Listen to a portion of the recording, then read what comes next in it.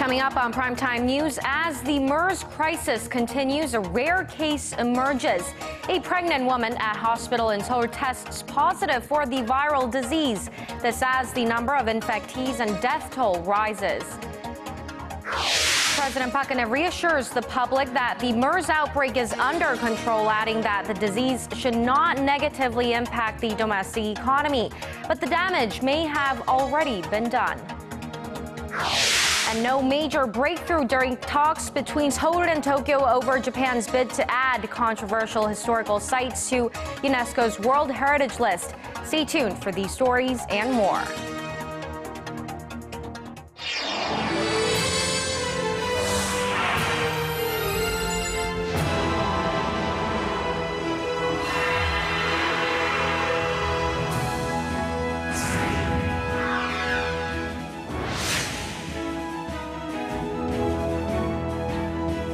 Hello, welcome to our newscast on this Tuesday, June 9th. I'm Daniel Choy. And I'm Hwang Ji-hye. Thank you for joining us.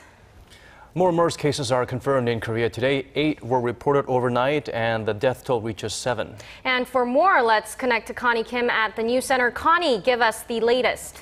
Well, guys, the official tally of infected patients now stands at 95. But an official from the Samsung Medical Center, where some MERS patients are being treated, say a pregnant woman in her 40s has tested positive for the disease. And it's reported she had contracted the virus at their emergency room, where a MERS patient was also at. Now, if confirmed, it would be the first case of a pregnant woman catching the virus. And although the health ministry has said that this will be the week that the MERS outbreak peaks, newly confirmed cases show that the virus is still spreading nationwide. Now, today, 2 of the new MERS infections were confirmed in Gangwon-do province, while another was said to be in Chungcheongbuk-do province. And taking a look at this chart here, up until yesterday, MERS cases were detected in 4 regions in Korea, including Seoul and Gyeonggi-do province, where the most infections have been confirmed. Well, Connie, the government has been soaking in a lot of criticism from the public. Have they announced any new measures today in terms of fighting the disease? Well, right, Daniel. In a press briefing this morning, Acting Prime Minister Choi Kyung-hwan promised for all-out efforts to contain the virus. And starting tomorrow, the MERS Central Response Headquarters and the MERS Task Force team will run virus testing on all hospitalized pneumonia patients in the 4 regions where the virus has been tracked.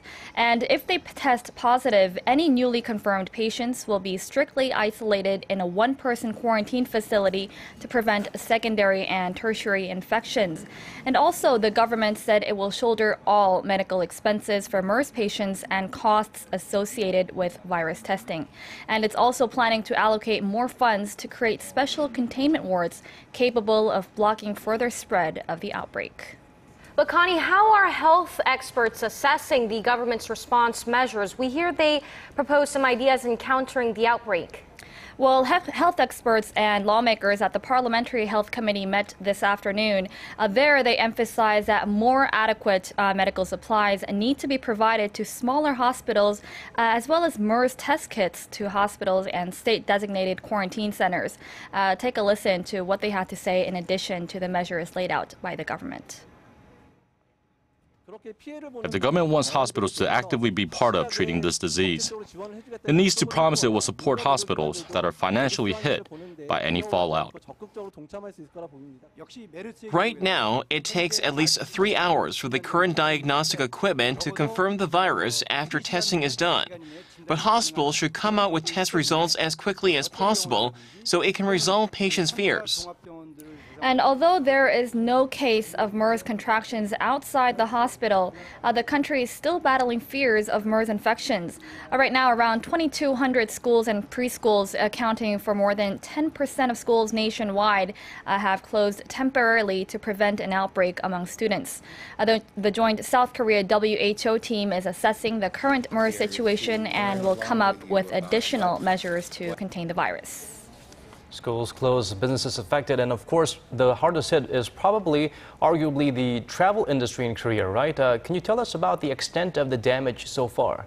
Well, first of all, guys, Hong Kong has issued the second highest travel alert for Korea, advising its citizens to refrain from traveling to the country. And Russia has also recommended its residents to not travel to Korea over MERS risks. And Taiwan's health authorities, meanwhile, have decided to economically compensate MERS patients if they voluntarily report their suspected case and are confirmed to have the virus. There is some good news, though. 10 Koreans in Hong Kong and China who are under quarantine after having contact with a Korean MERS patient have been taken off the quarantine list. Back to you. All right, Connie, thank you for that update. Please keep them coming. And as the Korean government works around the clock to eradicate the MERS virus, President Park Geun-hye expressed concerns about the economic impact of the outbreak. Ensuring the public her administration will do all that it can to contain the virus, she also asked for their support to help her reach that goal. Our Choi reports. At Tuesday's cabinet meeting, President Park Geun-hye said the MERS outbreak should not put a damper on the Korean economy. She reassured the nation that the virus can be contained because it hasn't spread beyond the medical facilities into the general population. 국민 여러분께서도 마음이 불안하시겠지만 과민하게 반응해서 경제 활동이 위축되지 않도록 협조해 주시기를 바랍니다. President Park then called on officials to take measures to minimize the virus's economic impact, such as by offering targeted support for businesses in the affected regions and industries. Stressing that patients can recover from a bout with MERS, the president asked the Korean people to report suspected cases of infection and to follow authorities' instructions after having come into contact with the virus. 정부와 의료계를 포함한 국민 모두가 합심해서 총력 대응해 나간다면 메르스를 빠른 시일 내에 종식시킬 수 있을 것입니다. Looking ahead, President Park called for a system for responding and managing new types of diseases, especially in the era of globalization. Health authorities say the outbreak will hit a critical turning point in the coming days, and some members of both the ruling and opposition parties are urging the president to reschedule her U.S. visit next week. While President Park's spokesperson said there wasn't anything he could say about the upcoming trip, there's a possibility the president may decide to shorten it depending on developments in the outbreak. Choi Arirang News. And while the president assured the public so that Asia's fourth largest economy will not take a hit from the disease, a government report today gave out a worrisome outlook over a feeble pace of recovery in domestic demand. That due to the impact of MERS virus. Our Kwon So-ah has this report. Korea's finance ministry says the job market isn't growing fast enough, and production and investment isn't getting better due to sluggish exports that have been falling in the past 5 months. Raising a degree of optimism is that domestic spending has been picking up. But with the MERS virus continuing to spread, there is concern that it won't last long. Although cheap oil prices have contributed to an on-month rise in department store and retail sales in May, experts say worries cannot be contained. It's certain that this outbreak will worsen consumer sentiment in the short term. If the situation doesn't come to an end fast, it'll impact the overall economy, just like SARS or Ebola did. The public is divided. I usually have to try out cosmetics before I buy them, but I'm afraid of contracting the virus. Since I can come into contact with many people in the public, I'll try to search online for what I need to buy. Many years ago, I lived in the year of the SARS in Hong Kong, and it was much more serious than what I feel here in Korea. In order to not let MERS restrain the rebounding consumption, a cutting of the country's key interest rate might be a solution, as domestic and foreign think tanks have been predicting. The central bank will make a decision on that later this week. Kwon So-ah, Arirang News. Understandably, there are concerns about the MERS outbreak, but some medical experts are staying positive. They say MERS is not as dangerous as people might think, and the virus can be brought under control in Korea for a number of solid reasons. Our Han Da-eun turns to the logic behind their explanations. You don't need to worry about MERS if you're healthy, and the virus can be contained soon. That is the message many medical experts are sending out to Korea, where people have been waking up to fresh news about new MERS cases every morning for the past few weeks. Dr. Daniel Choy, a professor at Georgetown University Medical Center, has said MERS is only a distant relative of the virus that caused SARS in 2003, and it's much less contagious than SARS or even the flu. He also reiterated what other experts have been saying, that MERS in Korea has only been transmitted at hospitals where patients with the virus are being treated. And he said it can be prevented from spreading into the general population, just as with other countries that have experienced MERS. That's because MERS doesn't spread easily from person to person without close contact. He also focused on the fact that most people without pre-existing conditions, including lung disease, kidney disease, and a few others, will only suffer a mild illness if they contract the virus. Dr. Choy said the spread of MERS can be stopped soon with cooperation from all sectors of society. Doctors in Korea are also helping to educate the public about the disease, saying that tuberculosis, not MERS, is the single most dangerous infectious disease in the country now. They're calling attention to the fact that some 37,000 tuberculosis cases were confirmed in Korea in 2013 alone, with more than 2,400 deaths the same year. The Ministry of Health and Welfare at a press briefing Tuesday said it expects the fatality rate for MERS to stay below 10% in Korea. That's much lower than the 40% reported before the outbreak began. Authorities say it remains to be seen how far MERS will spread in Korea, but what's more important is to refrain from spreading fear and maintain good hygiene by washing your hands regularly. And then, Arirang News.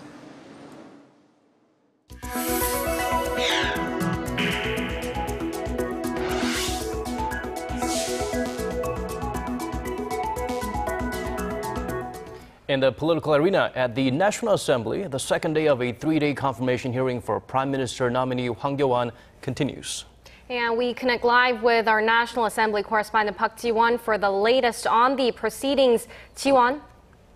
Hi guys. In today's hearing, the ruling Central Party has mainly focused on examining Hwang's policy directions, while opposition parties are scrutinizing previous legal cases he handled while working at a major law firm after retiring from chief prosecutor's post. The nominee received some $1.5 million over the course of 17 months, but reportedly dealt with not many cases during the time, leading many people to question his role there. Opposition parties' lawmakers were suspicious about whether his high salary was somehow related to any illegal corruption. The nominee, who is also the current Justice Minister, was grilled over these same allegations during his minister confirmation hearing more than 2 years ago. Well, in response to questions over the case he handled, the nominee refused to reveal much information, citing attorney-client privilege. Well, earlier in the day, opposition parties had boycotted the afternoon session of Hwang's hearing over the matter. Korea's Legal Ethics and Professional Conduct Council handed over 19 documents about the nominee's previous legal cases to the hearing committee, but the two main parties disagreed about how much information should be disclosed. Opposition camps argued that the documents should be disclosed to clear away any doubts, but ruling parties sided with the nominee, saying the document should not be opened. The resumption of the hearing was possible after the rival parties agreed to partly disclose documents. The hearing will conclude Wednesday. Back to you. All right, Ji-hye, thanks for that report. We appreciate it. Now let's move on to a different topic. A former Japanese politician has reaffirmed that women from Korea and other countries were forcibly recruited as comfort women for Japanese troops during World War II. During a discussion on Tuesday with former Prime Minister Tomiichi Murayama, former Cabinet Secretary Yohei Kono brought up the case of Dutch women forced into sexual slavery while living in Indonesia, a former colony of the Netherlands. Kono said it was clear that the Japanese military took them and made them serve as comfort women. As Chief Cabinet Secretary, Kono had issued a landmark apology back in 1993 about the comfort women who were forced to work in Japan's wartime military brothels. Senior officials from Korea and Japan held talks in Seoul today to try and resolve a heated row over Tokyo's push to inscribe wartime industrial facilities as UNESCO World Heritage Sites. But with no agreement reached, the two sides will meet again later this month. Our Hwang Ji-hye has the details. Tuesday's talks between Korea and Japan on Tokyo's controversial UNESCO bid centered on nailing down the specifics of a possible agreement. The two sides exchange views based on a document prepared by Korea, but there is still a gap since it was the first such discussion on documentation. Tensions erupted when Tokyo sought to list 23 wartime industrial facilities as World Heritage Sites and marked them as being operational from 1850 to 1910. This angered Seoul since nearly 60,000 Koreans were forced to work at 7 of the sites during Japan's colonial rule of Korea in the 1940s. A UNESCO advisory panel echoed Korea's view, saying Japan must ensure the entire history of the sites is known to visitors.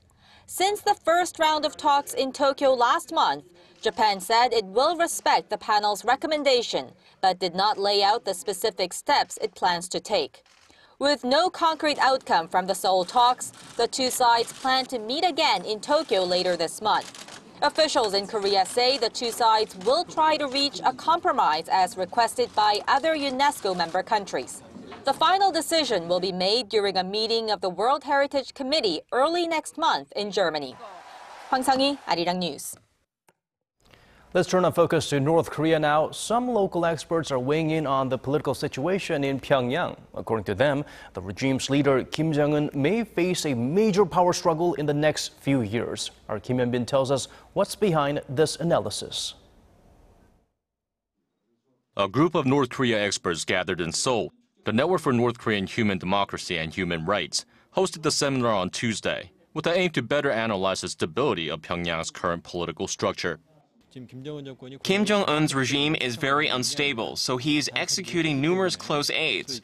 Also, the North's economic situation has been worsening, with foreign trade on the decline and no economic reform measures in place. Experts say Kim Jong-un is struggling to maintain his grip on power. They say the situation is likely to get worse before it gets better. Some North Korean watchers and analysts predict it's just a matter of time before the regime leader is taken down from his powerful post. In the first 3 years since Kim Jong-un took control, political, economic, and social problems have escalated, so there is a possibility of resistance, riot, and even a coup. Kim's power structure has weakened significantly compared to his predecessors. I believe within the next 5 years, the regime will be overturned. Even if Kim is removed, experts say a new leader will emerge in his place and continue to push the communist regime. They say, meanwhile, that in terms of future unification of the peninsula, Seoul needs to think long-term and focus on building trust with the North Korean public by providing unconditional aid and support. Kim Hyun-bin, Arirang News.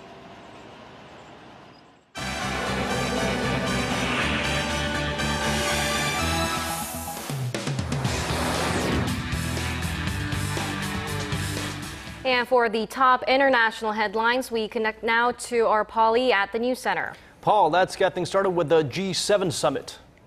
Well, following their meeting in Germany, the leaders of the most powerful countries agreed that the world should end its reliance on fossil fuels for energy within this century. Now, that's a huge shift considering that about 2/3 of the world's electricity comes from coal and gas. Our Sun Jung-in has more details. Leaders of 7 major world economies wrapped up their 2-day summit on Monday with a joint declaration that touched on a variety of global issues. Their agreements on climate change have drawn the most attention. The leaders endorsed a goal of zero carbon emissions worldwide by the year 2100. We have clearly said as the G7 that we need binding rules at the heart of the climate agreement. The world does not have any binding rules at the moment, and therefore that must be a goal in Paris. Ahead of a United Nations climate meeting in France later this year, the G7 agreed to limit the rise in global temperatures to 2 degrees Celsius compared to pre-industrial levels and to reduce greenhouse gas emissions by as much as 70% by 2050. With regard to the crisis in Ukraine, the 7 countries reiterated that sanctions against Russia will remain in place until a ceasefire deal is fully respected. And the G7 is making it clear that, if necessary, we stand ready to impose additional significant sanctions against Russia. Talking about the strategy against Islamic State militants in Arab nations, Obama said the international community is willing to do more to fight against terrorism and violent extremism. The declaration also strongly condemned North Korea for its continued development of nuclear and ballistic missile programs and for its appalling human rights violations. 손정인, Arirang News. And shifting to the United States, law enforcement authorities in New York are continuing a massive manhunt for 2 convicted killers who had escaped from prison this past weekend. As of Monday, police have been checking vehicles and searching houses surrounding the Clinton Correctional Facility near the Canadian border. Major Charles Guest of the New York State Police vowed to leave no stone unturned. They could be literally anywhere. Although we have notified our partners in Canada, the ports of entry across the northern border, and certainly every law enforcement agency in the Northeast, they could be out of state, but they still could be holed up here in Dannemora. The chief fugitives on the loose were serving life sentences for murder. New York is offering a $100,000 reward for any information leading to the capture of the 2 men. Their highly elaborate escape marked the first in the maximum security prison's 150-year history. And finally, Apple is hoping to shake up the music industry once again, this time with a new online streaming service.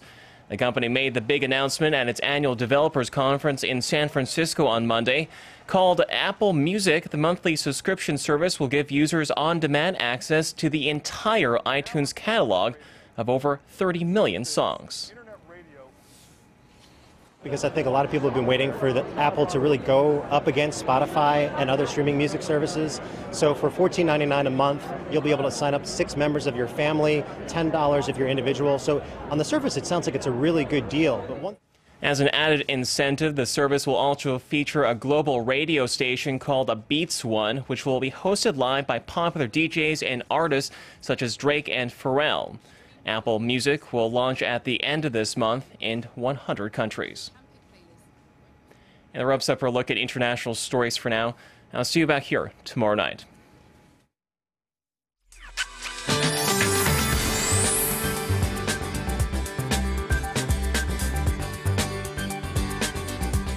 Sweltering conditions will hit the peninsula tomorrow with highs soaring into the low 30s in most parts, but lows will start out in the mid to upper teens, leading to huge temperature gaps from day to night. And except Jeju Island, where morning showers are forecast, lots of sunshine is in store once again across the country, and UV levels will also be very high, so be sure to stay safe and protected from the sun. And taking a closer look at the readings for tomorrow, the daytime high here in Seoul and Gwangju will rise to 32, while Daegu gets up to 33, and Busan climbs to 26 tomorrow afternoon. And as for the other regions, it seems like Daejeon will peak at 32, but Jeju and Dokdo will cool and breezy tomorrow, with peaking at 24 and 23. Now, this dry and blistering heat is worsening drought conditions nationwide, but thankfully, relief is on the way. Rain is expected to fall by Thursday afternoon and will linger till Friday morning, and it will also bring down the temperatures to the mid-20s. Well, that's all for the weather. Good night.